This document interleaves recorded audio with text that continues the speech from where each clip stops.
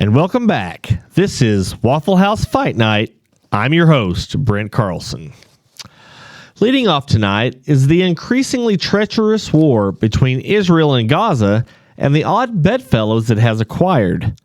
Many LGBTQ activists have joined the ranks of the numerous pro-Palestinian protesters who are showing their vigorous support for the Hamas-led Gaza Strip.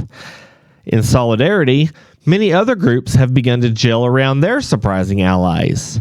Most notably, Fetuses for Abortion, Chickens for the Colonel Sanders Scholarship Committee, and the Mental Advocacy Group for Tall Buildings. You just don't see those guys getting together that often. Well, officials in a Chicago suburb issued citations to a local news reporter in late October after he persistently asked questions of elected officials about a flooding issue. Sometimes you just start to ask too many questions, responded the elected official. The official was identified as either Vito Corleone or Jimmy Conway from Goodfellas. You never rat on your friends, and you keep your mouth shut. That's a bad impression, I know. Well, an author in Toronto has come out as a transgendered man after his husband transitioned from male to female. And now the couple lives in a four-way relationship with their trans lovers. The noted fiction author was quoted as saying, "You just can't make this stuff up." Although he wishes he could. You know, he's a fiction writer. Well, Representative Lauren Boebert helped get Representative Marjorie Taylor Greene kicked out of the House Freedom Caucus over the summer.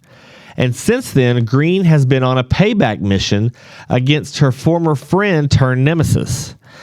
Meanwhile, men all across America are waiting with bated breath to see if the two politicos might somehow kiss.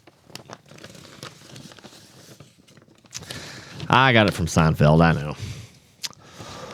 Well, an Australian cattleman is recovering after a crocodile attacked him, in which he escaped by biting the deadly reptile back.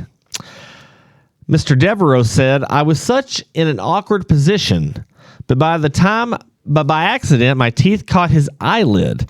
It was pretty thick, like holding on to leather, but I jerked back on his eyelid and he let go." After seeing the interview on television, Catherine Zeta-Jones was quoted as saying, "Great, now you know how I feel." He does look kind of leathery, a little dried out.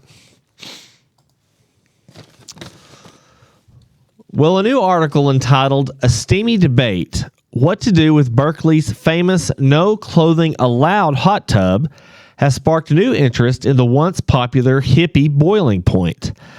We here at Waffle House Fight Night have come to a very prudent and scientific answer to the question at hand. Bleach. You know hippies don't take baths.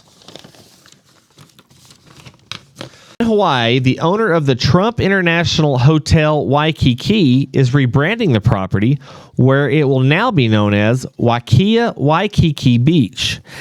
In an effort to align the company with President Biden's border policies instead of Trump's, its new check-in, check-out policy will be anybody can check into any room and you never have to check out.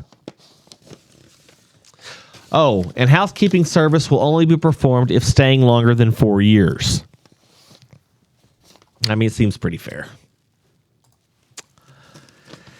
In a report from the Daily Mail, many Venezuelan migrants in Chicago have found the city so unpleasant that they are actually moving back to their poverty-stricken homeland. Illinois' harsh winters, lack of infrastructure, and poor support from locals have turned the migrant population back to their equatorial beginnings. In related news, many non-citizens camping out on the Las Vegas Strip are following suit and are moving back to the more affluent Gaza Strip. I don't know. It's really not a one-for-one deal there, I don't think. And finally, in Washington, D.C., a CVS location was forced to remove its toilet paper from shelves due to increased shoplifting and replacing the toilet paper with framed photos of the product. Although this has greatly reduced the theft of toilet paper, picture frame theft has gone up dramatically. And that's all tonight from Waffle House Fight Night. I'm your host, Brent Carlson. Like and subscribe.